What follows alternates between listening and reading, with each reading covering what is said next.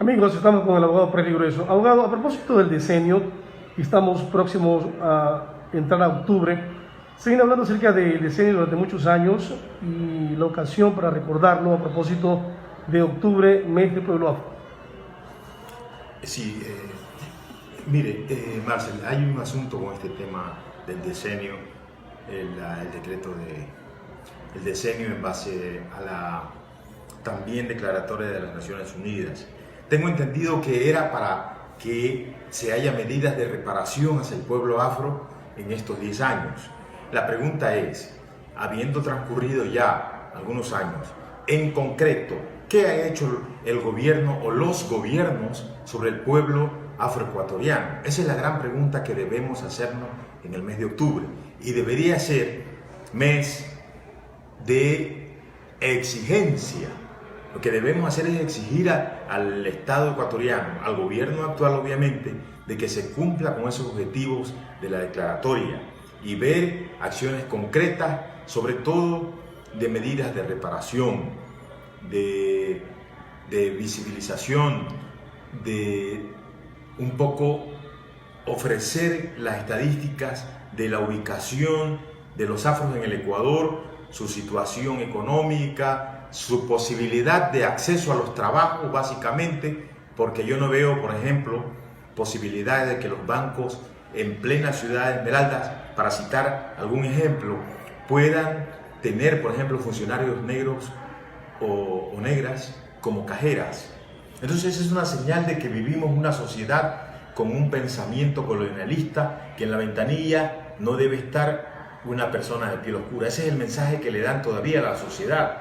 Mire, en este siglo. Entonces, creo que ese es un ejemplo para darle.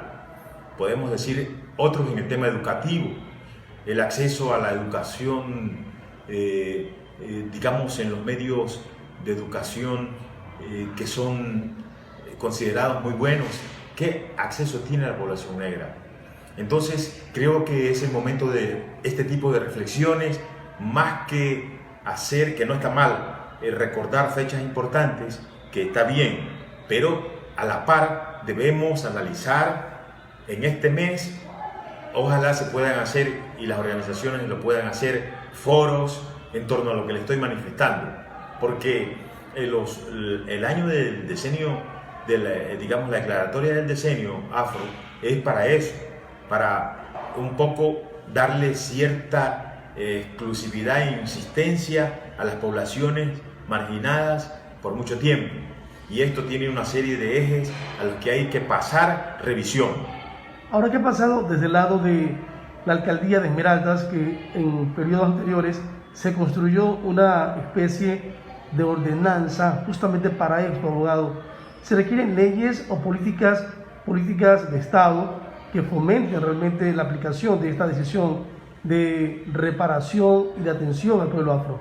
Sí, sería bueno. Lo que pasa es que este país está lleno de leyes y cada vez se hacen más leyes cuando muchas veces con los recursos que tenemos es suficiente.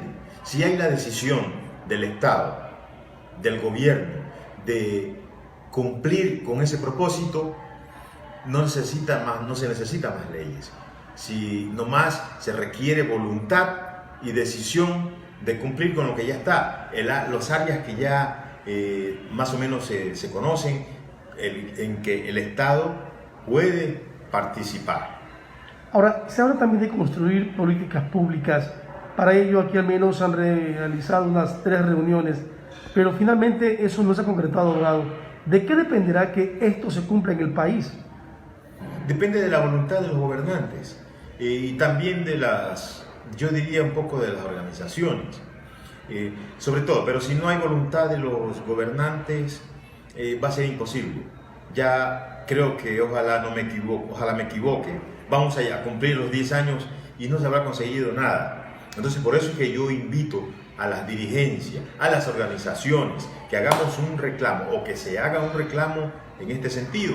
Hagamos un foro, hagamos un encuentro de participación y evaluemos, pues bueno, qué ha pasado, qué ha sucedido.